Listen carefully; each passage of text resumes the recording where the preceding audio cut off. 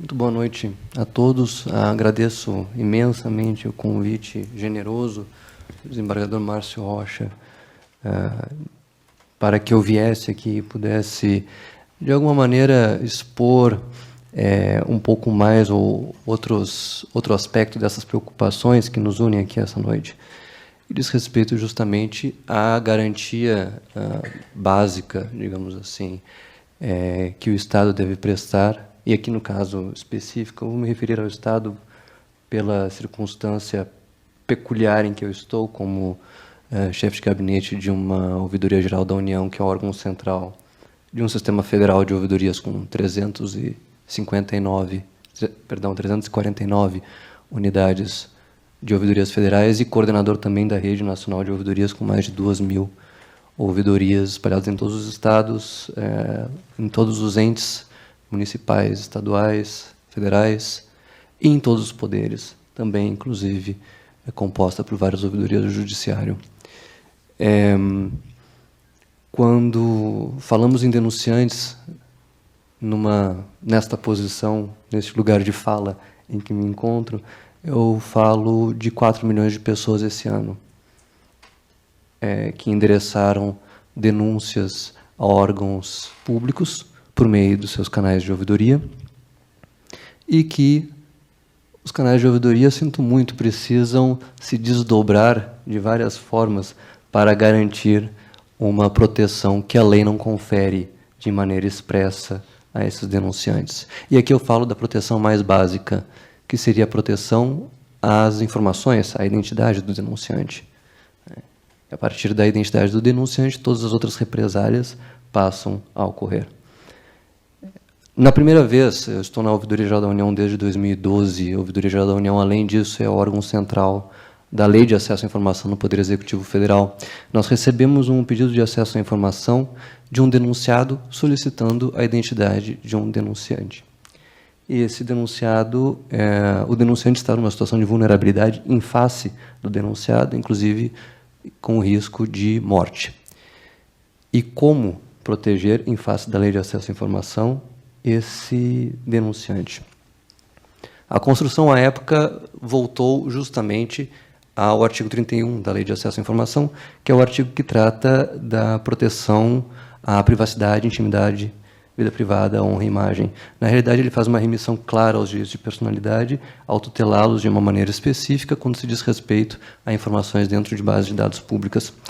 E, então, a partir de então, no âmbito federal, e arrisco dizer que, aos poucos, nacionalizou-se esse processo, a proteção da identidade do denunciante passou a ser fundamentada, majoritariamente, no inciso 10º do artigo 5º da Constituição, ou seja, direito de personalidade.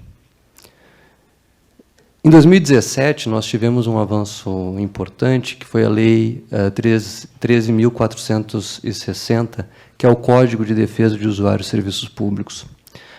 Ele estabelece vários direitos dos usuários de serviços públicos e também, pela primeira vez, regulamenta nacionalmente a atividade de ouvidoria.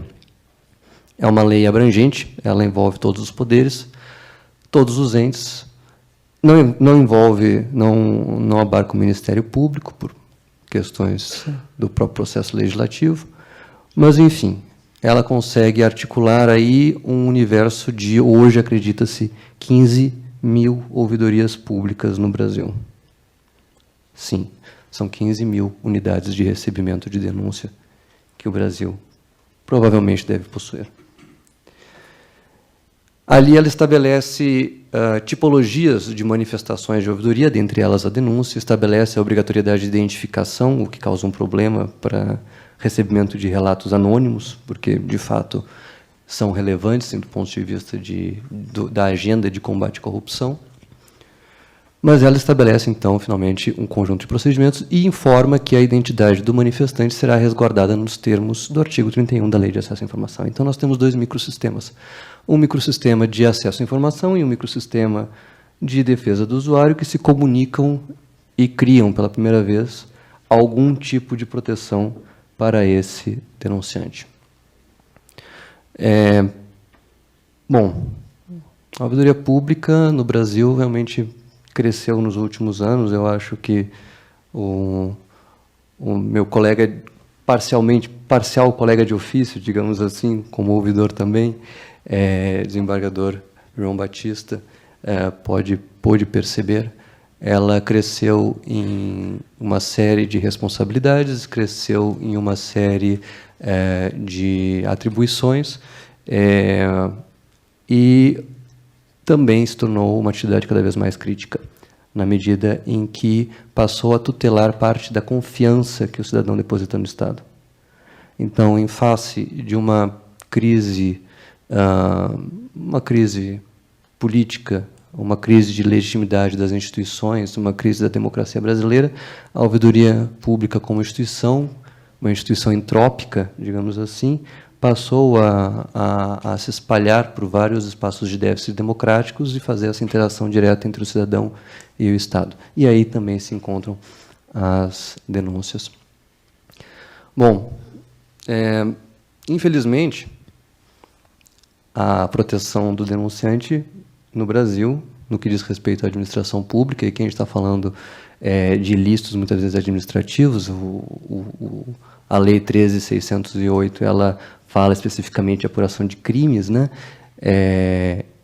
Ela não traz mais nenhum tipo de garantia ao denunciante, sequer laboral, sequer com relação à vida dele.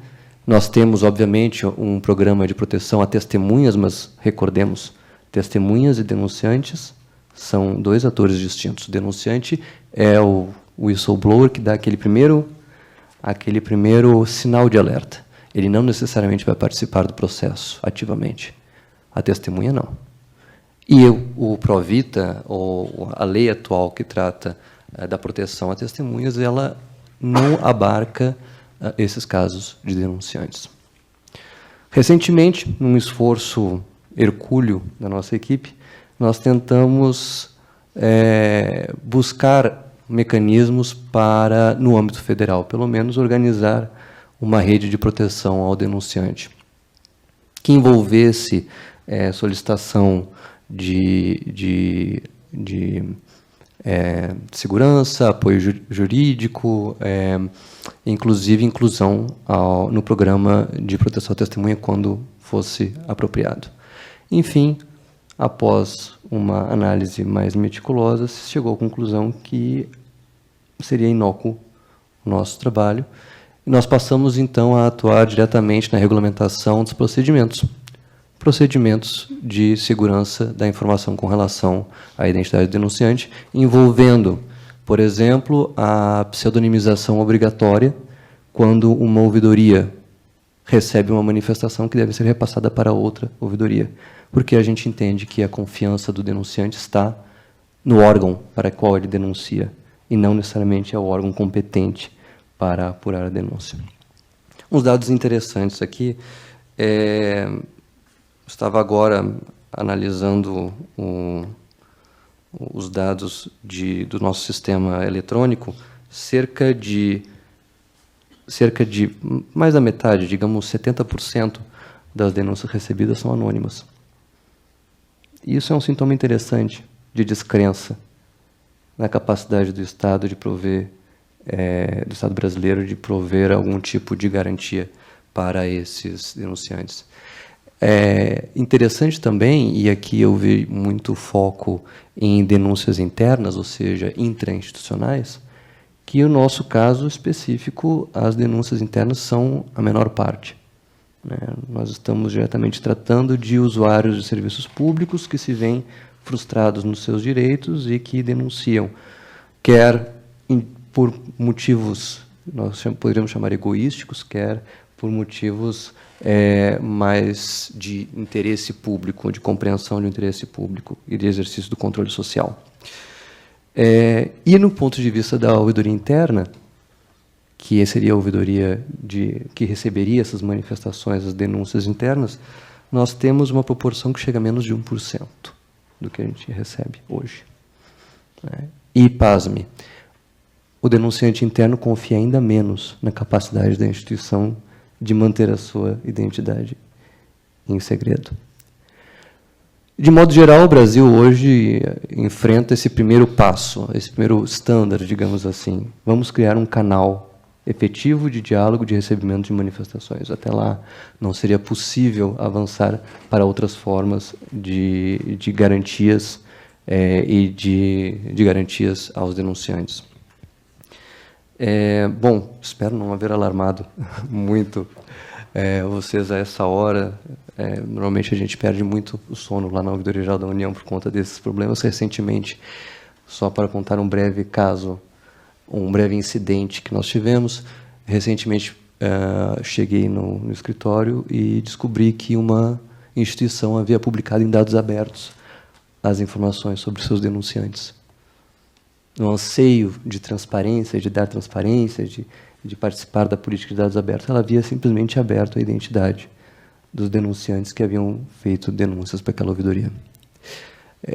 Então, de fato, o cenário é bastante precário, a regulamentação, o marco normativo é urgente, e recordo, nesse aspecto, que as instituições que já têm essa atribuição de relacionamento com o cidadão, com o usuário de serviços públicos, elas precisam ser, nesse aspecto, valorizadas, mais do que valorizadas.